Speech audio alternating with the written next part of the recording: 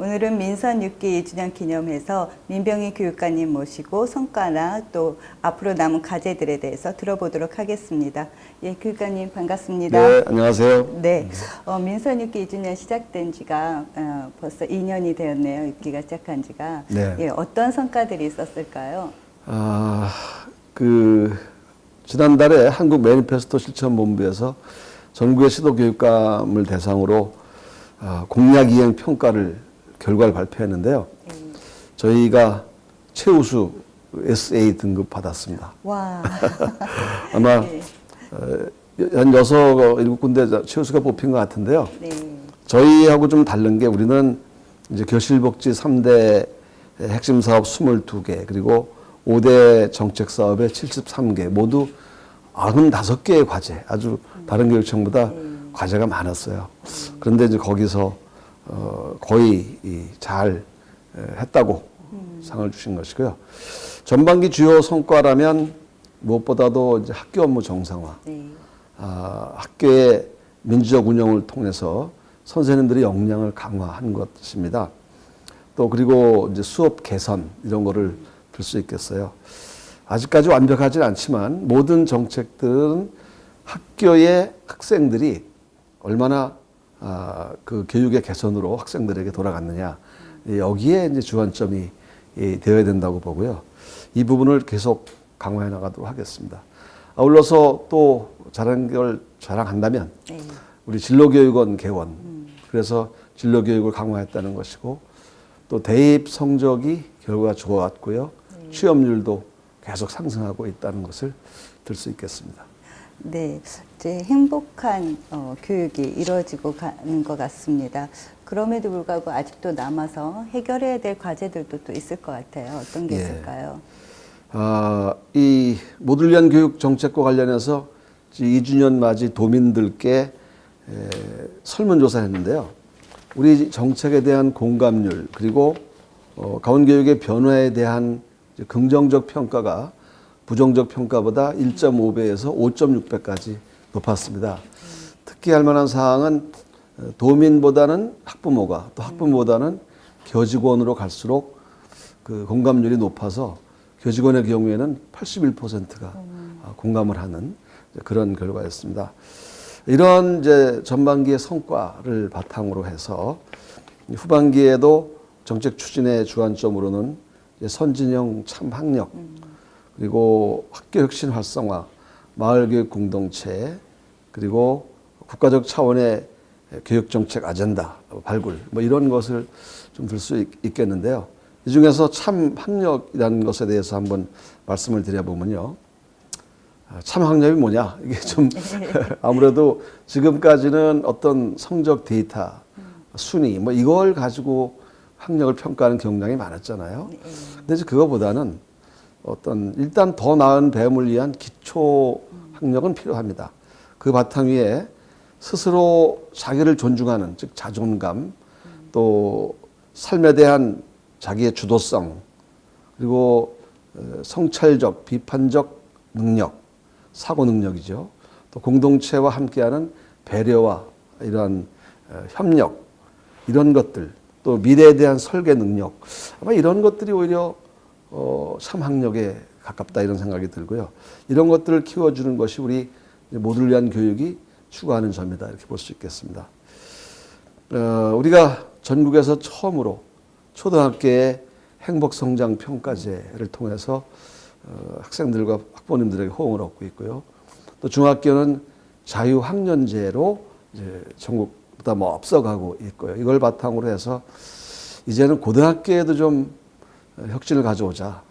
예를 들면 야간 자율학습이 명실상부하게 학생들이 정말로 스스로의 희망에 의해서 할 수 있는 강제적이지 않은 그러한 자기주도적 학습을 할 수 있도록 해야겠다는 생각이고요.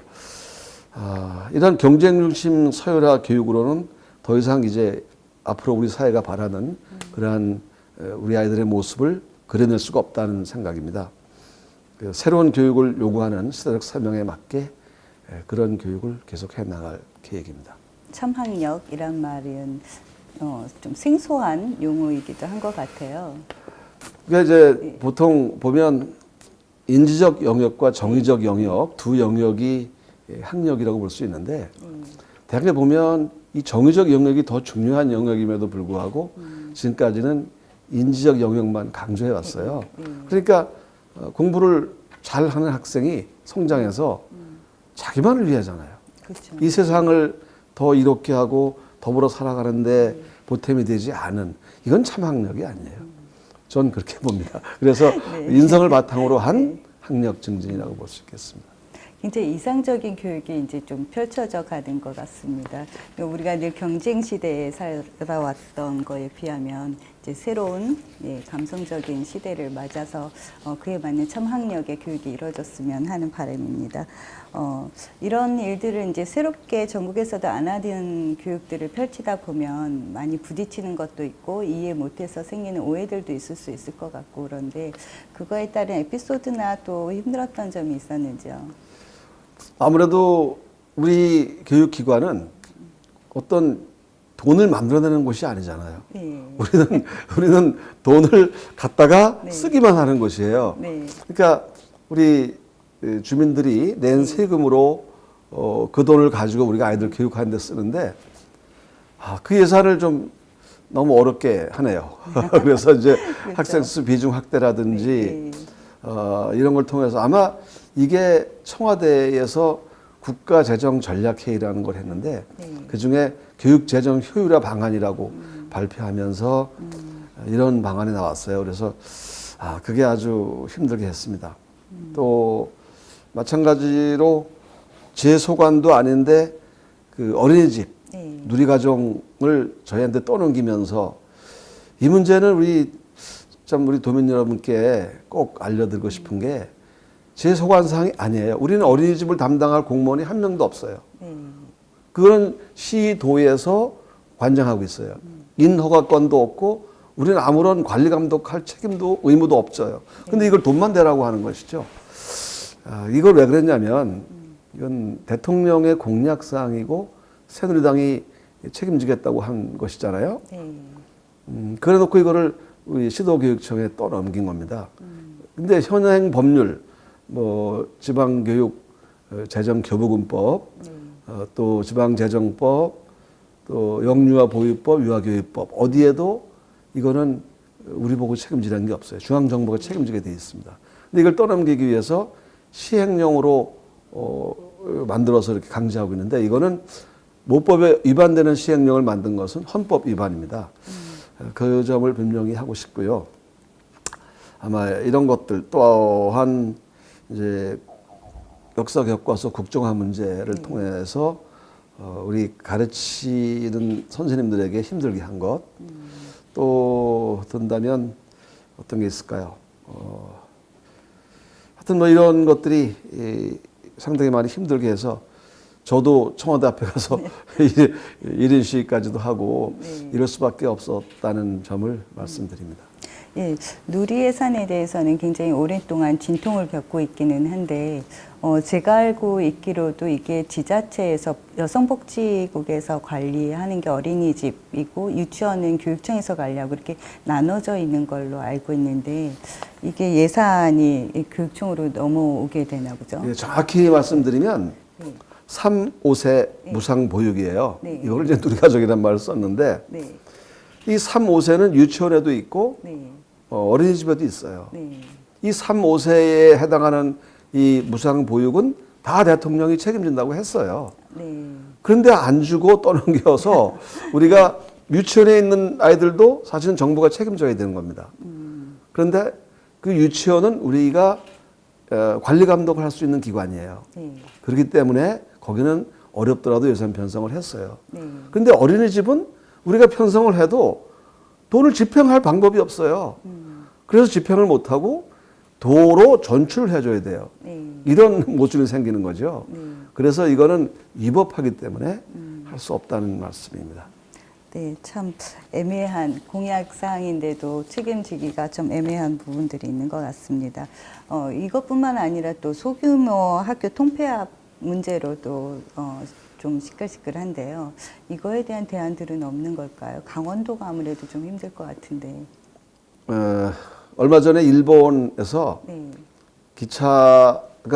기차역이 이제 없어졌어요. 네. 이제 그 전까지는 하루에 한 번씩 다녔어요. 왜냐하면 그 마을에 고등학교 다니는 학생이 한 명이 있었거든요. 네. 그 한 명을 위해서 기차가 다닌 거예요. 근데 졸업과 동시에 없어졌습니다. 이건 뭘 얘기하냐면 효율적으로 따지면은 얼마나 비효율적이에요. 한 명을 위해서 기차가 다닌다는 거는. 그러나 교육의 문제는 공공성입니다. 단 한 명이 있더라도 정부가 기차를 움직여야 돼요. 이것처럼 아무리 작아도 이 교육의 책무는 중앙정부에 있기 때문에 정부는 효율성을 따질 것이 아니라 공공성을 가지고 지원해야 되는 게 원칙입니다. 그래서 저희는 아무리 정부에서 이렇게 통폐합을 요구해도 주민들의 의견에 반하는 행동을 하지 않겠다는 것이고요. 특히 최근 들어서 뭐 교육청도 없애라고 하는데 이거는 지방자치단체가 존재하고 있는데 네. 거기에 따른 교육자치기구인 교육청을 없애라는 거는 이건 말도 안 되잖아요. 이건 뭐 따를 수 없다는 말씀을 드립니다. 네. 어쨌든 이 강원도에는 인구가 많지 않기 때문에 이런 문제들에서 가장 피해를 많이 볼 것 같아서 안타깝기는 합니다. 네. 이거 외에 또 우리가 지금 새롭게 계획하고 계신 거나 아니면 바라는 것들이 있으신지.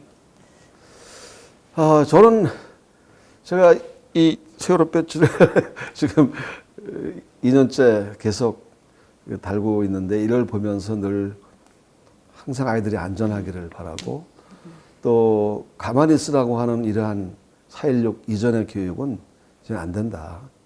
이제는 자기 주도적으로 사유하고 자기 주도적인 학습과 자기 주도적인 삶의 방향을 교육을 통해서 만들어 나가는 교육으로 바뀌어야 된다는 생각입니다. 그래서 그 생각을 늘 하고 있는데 늘 하여튼 우리 강원의 아이들이 몸도 마음도 건강하고 활력 있게 훌륭하게 성장하기를 바라는 마음이고 또 그렇게 하도록 노력하겠습니다.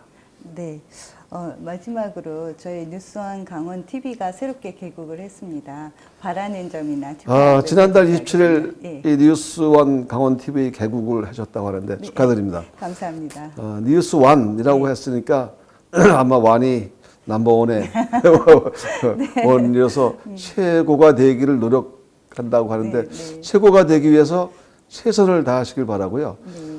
저희들도 응원하고 성원하겠습니다. 아울러서 강원교육에 관해서 좋은 점은 좀 널리 강원도민들께 홍보해 주시고 잘못하는 점이 있으면 애정 어린 비판, 채찍질도 함께 해 주십시오. 하여튼 저희 함께 잘 성장할 수 있도록 노력하겠고요. 다시 한번 개국을 축하드립니다.